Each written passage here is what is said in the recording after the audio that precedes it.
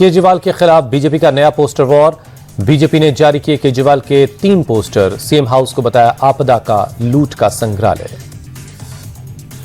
आपदा वालों का शीश महल नाम से भी एक पोस्टर जारी किया। नए पोस्टर में शीश महल को बताया लूट का अड्डा।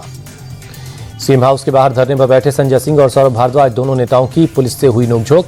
संजय सिंह बोले, किस नियम के तहत हमें रोका जा रहा है?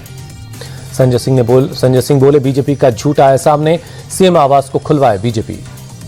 अभी पीडब्ल्यूडी के कब्जे में है सीएम आवास। कल रद्द हुआ था सीएम आतिशी का अलॉटमेंट। दिल्ली के नरेला में झुग्गियां तोड़ने पर सीएम आतिशी का ट्वीट। कड़कड़ाती ठंड में महिलाएं और बच्चे सड़क पर आ गए। बीजेपी वाले झुग्गी वासियों से इतनी नफरत क्यों करते हैं?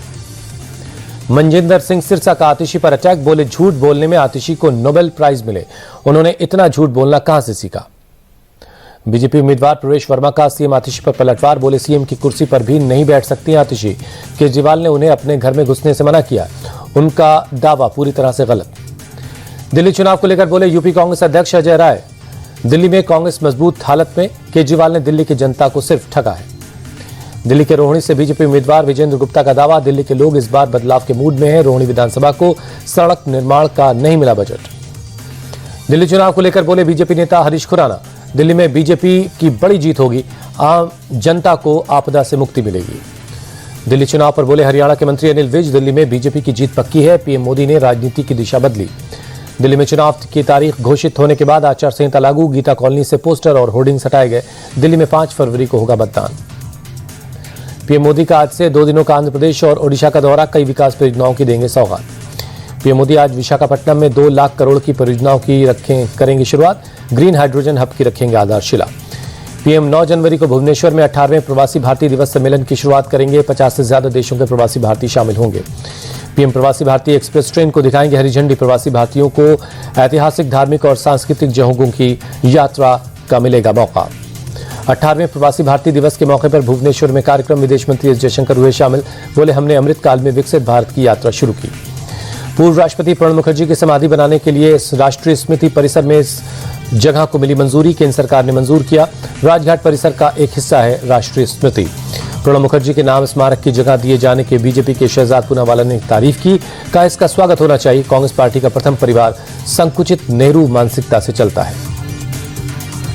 प्रणब मुखर्जी के स्मारक के लिए जगह दिए जाने को दानिश अली ने निम्न स्तर की राजनीति बताया। लिखा, उसी जगह पर मनमोहन सिंह के लिए हो रही थी मांग। एक देश एक चुनाव पर जेपीसी की पहली बैठक। कमेटी के अध्यक्ष पीपी चौधरी, बांसुरी स्वराज, प्रियंका गांधी समेत कई सदस्य शामिल हुए। सीएम नीतीश की प्रगति यात्रा पर आरजेडी का नया पोस्टर। प्रगति यात्रा को बताया दुर्गति यात्रा। तेजस्वी यादव ने सीएम नीतीश पर साधा निशाना। ट्वीट कर लिखा, सीएम नीतीश के शासन में गरीबी, बेरोजगारी, भ्रष्टाचार और पलायन में बिहार नंबर 1। दिल्ली में केंद्रीय मंत्री गजेंद्र सिंह शेखावत से मिले महाराष्ट्र के मंत्री उदय सामंत। दोनों नेताओं के बीच कई मुद्दों पर बातचीत हुई। वन नेशन वन इलेक्शन पर बोले कांग्रेस सांसद सुखदेव भगत। एक देश एक चुनाव देश के संघीय ढांचे पर प्रहार।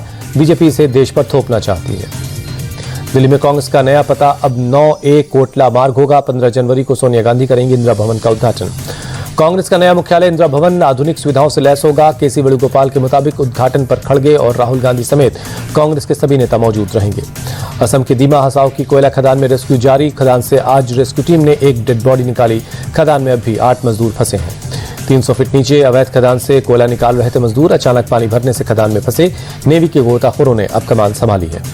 नॉर्थ ब्लॉक स्थित वित्त मंत्रालय पहुंचे कृषि मंत्री शिवराज सिंह चौहान। निर्मला सीतारमण से मिलकर बजट को लेकर सुझाव दिए। कर्नाटक के बेल्लारी में परिवहन विभाग के ज्वाइंट कमिश्नर समेत 8 अधिकारियों के यहां लोकायुक्त का छापा। आय से अधिक संपत्ति के मामले में रेड हुई। सड़क हादसे में घायलों को मिलेगा 1.5 लाख रुपए तक का कैशलेस इलाज। केंद्रीय मंत्री नितिन गडकरी ने कैशलेस ट्रीटमेंट स्कीम का ऐलान किया। बोले, सभी सड़क दुर्घटनाओं पर यह लागू होगा। हिट एंड रन के मामले में मृतक के परिवार को मिलेगी 2 लाख रुपए तक की सहायता। पिछले साल सड़क हादसों में 1,80,000 लोगों की जानें गईं।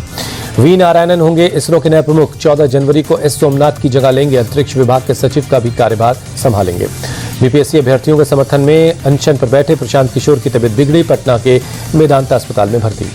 मेदांता के डॉक्टर के मुताबिक प्रशांत किशोर की हालत स्थिर है। आईवी के जरिए न्यूट्रिशन और दवाएं दी जा रही हैं। रिपोर्ट्स का इंतजार है, अभी डिस्चार्ज नहीं किया जाएगा। प्रशांत किशोर और उनके समर्थकों के खिलाफ एक और नई एफआईआर। सिविल कोर्ट कैंपस में हंगामा करने और पुलिस की जीप पर बैठकर मीडिया से बात करने का आरोप है। प्रयागराज में महाकुंभ की तैयारियां जोरों पर हैं। 13 जनवरी से 26 फरवरी तक चलेगा महाकुंभ। ड्रोन वीडियो में महाकुंभ की तैयारियों को दिखा शानदार नजारा। गंगा, यमुना और सरस्वती का पवित्र संगम भी कैमरे में कैद हुआ। प्रयागराज में महाकुंभ में प्रदर्शनी में लगाया गया ज्ञानवापी मंदिर का मॉडल महाकुंभ में आने वाले लोगों को दिखाया जाएगा। जलगांव के कुसुम्बा इलाके के एक कार शोरूम में आग लग गई। दमकल की गाड़ियां मौके पर मौजूद हैं। मुंबई में सायन अस्पताल के पास एक रिहायशी बिल्डिंग में लगी आग। दमकल की गाड़ियों ने आग पर काबू पाया। किसी के हताहत होने की खबर नहीं है। छत्तीसगढ़ के सुकमा में नक्सलियों की साजिश नाकाम। सीआरपीएफ और पुलिस की टीम ने 10 किलो आईईडी डिफ्यूज किया। नक्सलियों ने कोटा गोलापल्ली रोड पर लगाया था आईईडी। सुरक्षा बलों के जवान ने पूरे इलाके को घेरा। सर्च ऑपरेशन जारी है। दिल्ली के महिपालपुर से एक और बांग्लादेशी को डिपोर्ट किया गया। 4 महीने से अवैध तरीके से रह रहा था दिल्ली में। अब तक करीब 70 लोगों को डिपोर्ट किया गया है। दिल्ली पुलिस को चकमा देकर फरार शख्स आखिरकार गिरफ्तार। सोशल मीडिया पर अवैध हथियार के साथ बनाई थी रील। एक देसी पिस्टल और एक जिंदा कारतूस के साथ हुई गिरफ्तारी। यूपी के मऊ में गैंगस्टर मुख्तार के करीबी अफजाल पर एक्शन गैंगस्टर एक्ट के तहत करीब 1.5 करोड़ की संपत्ति कुर्क की गई। यूपी के कौशाम्बी में गंगा नदी में डूब रहे 4 से 2 लोग लापता हैं। एसडीआरएफ की टीम चला रही रेस्क्यू ऑपरेशन। तेलंगाना के निजामाबाद में स्विगी डिलीवरी बॉय पर हुआ हमला। स्विगी कर्मचारियों ने किया प्रोटेस्ट। मौके पर पहुंची पुलिस ने केस दर्ज कर लिया है। मुंबई में भी 1 जनवरी को आया था HMP वायरस का केस। 6 महीने की बच्ची की रिपोर्ट में हुई थी पुष्टि। 5 दिनों के बाद अस्पताल से छुट्टी मिल गई। केरल के मल्लापुरम में पुदियांगड़ी मंदिर उत्सव के दौरान अचानक भड़का एक हाथी। हाथी के भड़कने से मची अफरा तफरी। भगदड़ में 17 लोग जख्मी हो गए।